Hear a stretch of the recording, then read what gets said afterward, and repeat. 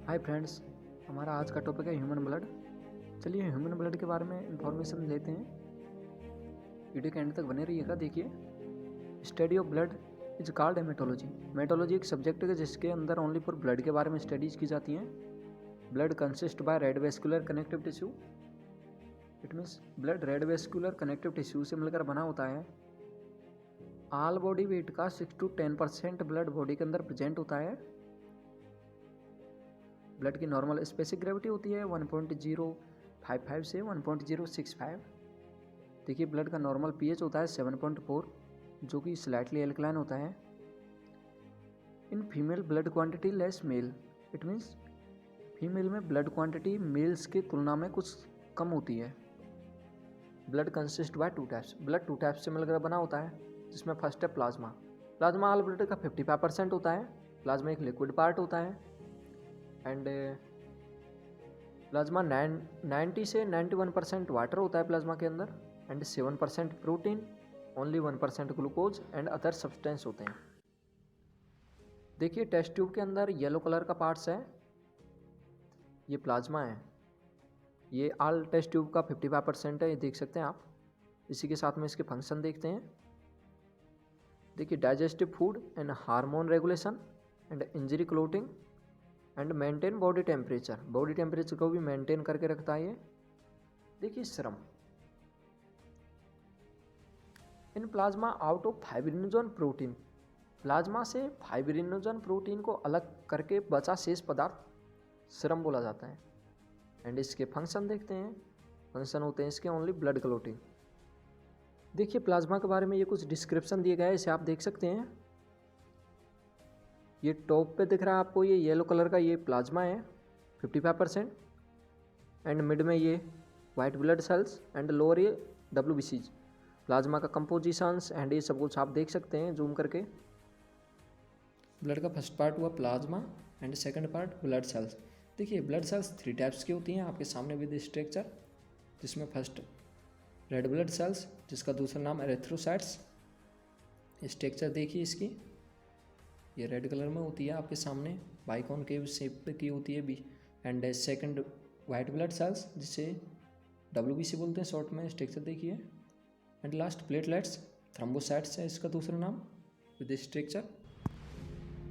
Hi friends, types of blood cells. Blood cells का type number 1 RBC। RBC की full form होती है red blood cells, जिसे कि एरिथ्रोसाइट के नाम से भी जाना जाता है, जो कि इंपॉर्टेंट होता है। जनरेट बोले तो कहाँ पे बनती है? बोन मैरो के अंदर यह बनती है। एंड उसका लाइफ स्पेन 20 से 120 दिन होता है, जो कि 20 से 120 दिन तक RBC बॉडी के अंदर प्रेजेंट रहती है। एंड डेथ होती है इसकी लीवर एंड स्प्लीन के अंदर ही इसकी डेथ होती है, जो कि RBC का कब्रिस्तान बोला जाता है लीवर स्प्लीन को। एंड शेप नॉन न्यूक्लिएटेड होती है ये cell and biconcave shape and disc like shape की होती है, देख सकते हैं आप इसके अंदर। क्यों होती है? क्योंकि सेंटर से है पतली एंड किनारों से मोटी होती है। देखिए, नॉर्मल रेंज की बात करें तो इसे 5 से 5.5 मिलियन बाई mm³ इसकी मेल्स के अंदर नॉर्मल रेंज होती है एंड फीमेल्स के अंदर 4 से 4.5 मिलियन बाई mm³ होती है। RBC का फंक्शंस क्या होते हैं? देखिए, इसका मेन फंक्शंस होता है transport of O2 to CO2। यह O2 एंड CO2 का ट्रांसपोर्ट करती है बॉडी के अंदर। नेक्स्ट देखते हैं, चलिए WBC। WBC का सेकंड नाम होता है ल्यूकोसाइट। इसे ल्यूकोसाइट नाम से भी जाना जाता है, जो कि इंपॉर्टेंट होता है। एंड WBC की फुल फॉर्म देखते हैं, वाइट ब्लड सेल्स। देखिए, वाइट ब्लड सेल्स एक कलरलेस सेल होती है and white blood sales nucleated होती है। इसकी स्ट्रक्चर देखते हैं, ये इसकी स्ट्रक्चर है। न्यूक्लिएटेड बोले तो इसके अंदर न्यूक्लियस प्रेजेंट होता है। एंड जनरेट, ये बोन मैरो के अंदर जनरेट होती है। बोले तो बोन मैरो के अंदर बनती है ये। एंड कभी कभी ये लीवर एंड स्प्लीन में भी बन जाती है कोई कंडीशन के समय। एंड लाइफ स्पेन इसका नॉर्मल जीवन काल होता है 2 से 4 दिन, ओनली बॉडी में 2 से 4 दिन तक जीवित रहती है। एंड डेथ इसकी होती है ब्लड के अंदर। ब्लड के अंदर ही ये खत्म हो जाती है, जैसा कि अपन ने RBC में देखा था, वो लीवर एंड स्प्लीन में होती थी, बट यहाँ पे WBC ओनली ब्लड में ही होती है इसकी। इसका रेशियो देखते हैं। देखिए, RBC ratio WBC is equal 600 RBC पर 1 डब्ल्यूबीसी होती है, बोले तो 600 आरबीसी होंगी तो 1 डब्ल्यूबीसी, तो ये बहुत कम मात्रा में पाई जाती है। एंड इसके फंक्शंस देखते हैं, चलिए। फंक्शन होते हैं इसके रिपेयर एंड ज्योर्ड टिश्यू, ज्योर्ड टिश्यू को रिपेयर करना, एंड प्रोड्यूस एंटीबॉडी को भी यही प्रोड्यूस करती है, एंड इंक्रीज इम्यून सिस्टम को भी ये इंक्रीज करती है। जैसा कि आजकल कोरोना काल में देख रहे हैं, इम्यूनिटी बढ़ाने पर वर्क किया जा रहा है काफ़ी। तो इम्यूनिटी यही होता है कि डब्ल्यूबीसी रोग प्रतिरोधक क्षमता बढ़ाती है बॉडी के अंदर। ओके, चलिए नेक्स्ट देखते हैं। White blood cells, second name leukocyte. देखिए इसके टाइप्स देखते हैं अपन। फर्स्ट टाइप ग्रेनुलोसाइट, सेकंड है ग्रेनुलोसाइट। देखिए ग्रेनुलोसाइट नाम कैसे रखा गया है इनका, ये देखिए आपको दाने दाने से दिख रहे हैं इनके अंदर, ये देखिए ये जो भी ये वाइट कलर का सा है ना इसके चारों ओर, ये वाला, ये बोला जाता है साइटोप्लाज्म। ये येलो कलर के दिख रहे हैं ये आपको, ये येलो कलर, ये है न्यूक्लियस, एंड लूब्स से मिलकर न्यूक्लियस बना होता है। आपको सभी के अंदर देखिए न्यूट्रोफिल, बेसोफिल एंड इसिनोफिल के अंदर ये न्यूक्लियस ये डिवाइड सा लग रहा होगा आपको। देखिए 2 इसके अंदर, 3 इसके अंदर, 2 इसके अंदर, ये एक लंबा। तो देखिए ये लूब्स बोले जाते हैं, एंड ये लूब्स से मिलकर न्यूक्लियस बना होता है। ओके, साइटोप्लाज्म में दशा होता है, एंड साइटोप्लाज्म के अंदर ये दाने दाने से ये होते हैं, ये बोले जाते हैं ग्रेनुअल्स।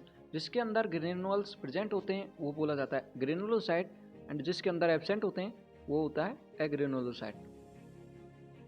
तो नेक्स्ट देखिए ग्रेनुलोसाइट, ये क्लियर हुआ, जिसके अंदर ग्रेनुअल्स प्रेजेंट होते हैं ग्रेनुलोसाइट, एंड जिसके अंदर एब्सेंट होते हैं उसे एग्रेनुलोसाइट। तो देखिए ग्रेनुलोसाइट अगेन 3 टाइप्स की होती है। First neutrophil, second eosinophil, and last basophil. Next देखिए एग्रेनुलोसाइट, देखिए 2 टाइप्स की होती है। First monocyte, second lymphocyte. Monocyte phagocytosis बोले तो भक्षणकारी होती है, जैसे कि ये रेड कलर का दिख रहा है अपन को, ये वाला, ये होते हैं कि कोई बैक्टीरिया वायरस इन्वायरमेंट से आके बॉडी के अंदर इंटर होके अपन को बीमारी फैलाते हैं।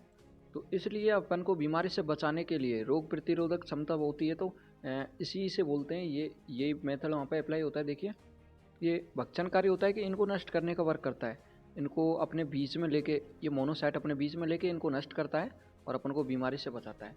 अब जब इनकी संख्या इंक्रीज हो जाती है, ज़्यादा हो जाती है, कि जिस टाइम मोनोसाइट वर्क नहीं कर पाता तो अपन कम्प्लीटली बीमार हो जाते हैं।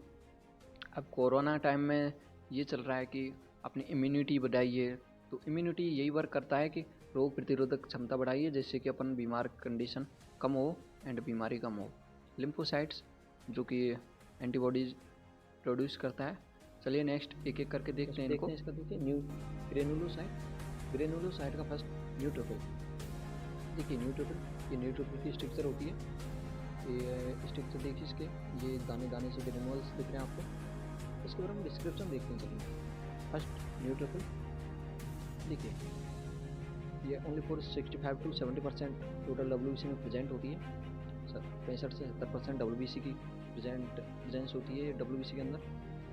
एंड लार्जेस्ट सेल, ये डब्ल्यूबीसी में लार्ज सेल होती है, क्योंकि इसका डायमीटर बड़ा होता है। डायमीटर होता है इसका 12 से 15 माइक्रोन, जो कि सबसे बड़ा डायमीटर होता है इसका डब्ल्यूबीसी के अंदर, इसलिए सबसे बड़ी सेल मानी गई है इसके अंदर। इसका जीवन काल होता है 3 to 5 डेज लाइफ स्पेन होता है इसका। एंड ये 2 टाइप्स के स्टेन एब्जॉर्व करती है। देखिए pickup acetic and basic diet, ये दोनों टाइप्स के स्टेन ऑब्जर्व करती है। एंड फेगोसाइटोसिस इन नेचर, ये भक्षणकारी प्रकृति की होती है। देखिए भक्षणकारी जो कि रोग प्रतिरोधक क्षमता बढ़ाने के लिए रिस्पॉन्सिबल होती है, ये उसमें से ये। देखिए नेक्स्ट देखते हैं इसिनोफिल। देखिए ये इसिनोफिल की स्ट्रक्चर है, देख सकते हैं आप। आल्सो नोन एज बाइलोबुलेटेड सेल्स, इसके अंदर 2 लूब्स प्रेजेंट होते हैं, इसलिए बाइलोबुलेटेड सेल्स के नाम से भी जानी जाती है, because 2 lubes nucleus contain 2 lubes, because nucleus contain 2 lubes, इसका न्यूक्लियस 2 लूब से मिलकर बना होता है, इसलिए 2 लूबुलेटेड सेल बोली जाती है। एंड ये ओनली फॉर एसिटिक स्टेन और एब्जॉर्ब करती है। And these are circular shape, देख सकते हैं आप, ये सर्कुलर शेप की होती है, देखिए।